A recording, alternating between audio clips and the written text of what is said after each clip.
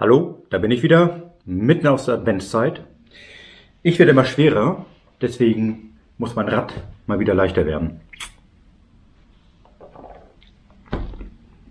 Und dazu habe ich mir diese Präzisionswaage zugelegt, mit der will ich jedes letzte Gramm finden. Ich wollte das ja eigentlich nicht mehr machen, aber es gab so ein paar Kommentare von euch, wie ich doch noch das eine oder andere Gramm sparen kann. Und eins davon war, eine andere Sattelstütze zu benutzen.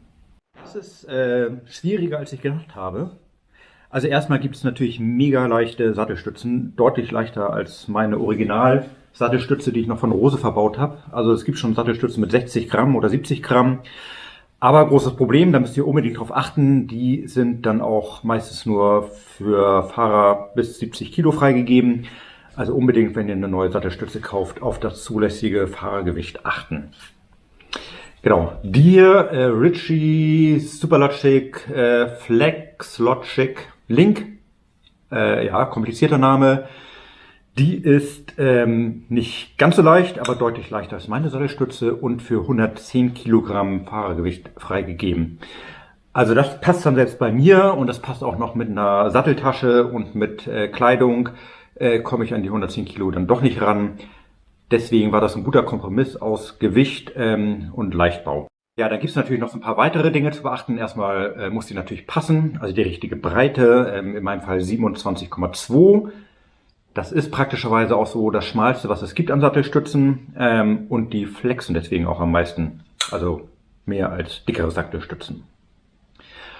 Ja, worauf ihr auch achten müsst, ist die Klemmung von dem Sattelgestell, weil ich habe Carbon Sattelgestell mit 7 x 9 mm Gestell, oval, und die passen nicht in jede Sattelklemmung rein, hier passen sie aber. Also das findet ihr aber auch bei der Produktbeschreibung von den Sattelstützen.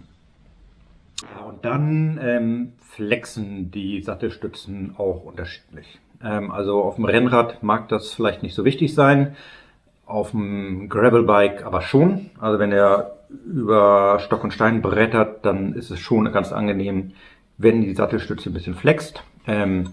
Ritchey hat das so gelöst, dass sie die Carbonfasern entsprechend verklebt haben, dass sie so vertikal, wenn ihr drauf sitzt, nach hinten weg ein wenig flext, aber zur Seite überhaupt gar nicht. Also im Wiegeschritt ist sie total stabil. Ich bin gespannt. So, jetzt kommen die beiden Sattelstützen aber mal auf die Waage, weil ich will natürlich nicht nur eine super flexende Sattelstütze haben, sondern ich will auch noch Gewicht sparen. Mal gucken, ob wir das hiermit hinkriegen. So, fangen wir mal an mit der Rose Sattelstütze. Frisch ausgebaut. Ja, so knapp 190 Gramm. Das ist schon mal nicht so schlecht. Und jetzt die neue Ritchey Superlogic. 157 Gramm, das sind 33 Gramm Unterschied. Immerhin. So, bei der Montage ganz wichtig, Montage Carbonpaste benutzen. Also nicht damit es besser geschmiert ist, sondern damit man nicht so viel Drehmoment die Sattelstütze anziehen muss. Weil dann hält sie nämlich viel besser.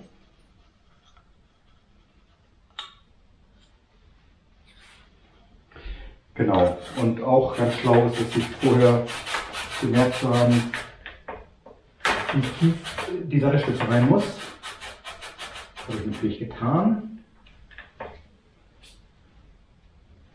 Genau, und dann das Drehmomentschlüssel anziehen. Ich darf hier 5 Newtonmeter, aber ich nehme mal nur 4. Das reicht fürs Erste aus. Genau. weil ich möchte auf keinen Fall die Sattelstütze kaputt machen. Also eine gebrochene Sattelstütze ist ziemlich unangenehm. Voilà. So, jetzt das Wichtigste, Rad wiegen, ob es wirklich abgenommen hat.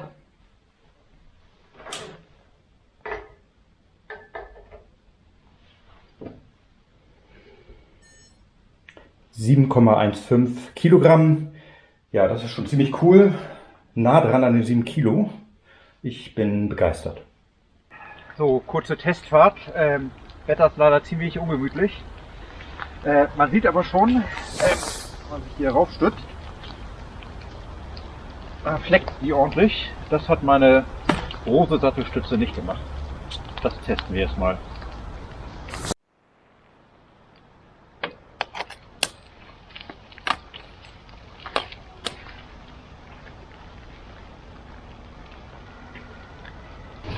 Boah, also für die Fahrt bei dem Scheißwetter möchte ich bitte mindestens einen neuen Abonnenten haben. So, jetzt kommt nochmal Kopfsteinpflaster. Das ist tatsächlich krass, also das ist doch ein deutlicher Unterschied. Ich merke das Kopfsteinpflaster am Hintern überhaupt nicht. Super.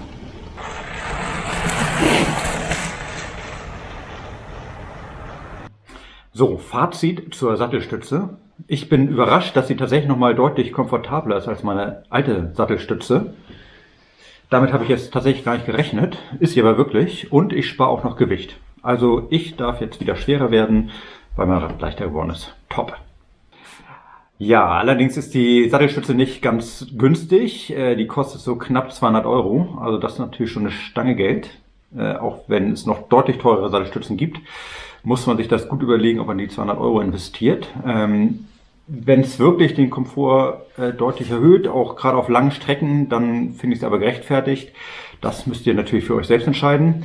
Und ihr müsst gut gucken, ob es für euren Rahmen überhaupt eine passende Sattelstütze gibt. Und ob die dann wirklich besser federt als eure bisherige Sattelstütze.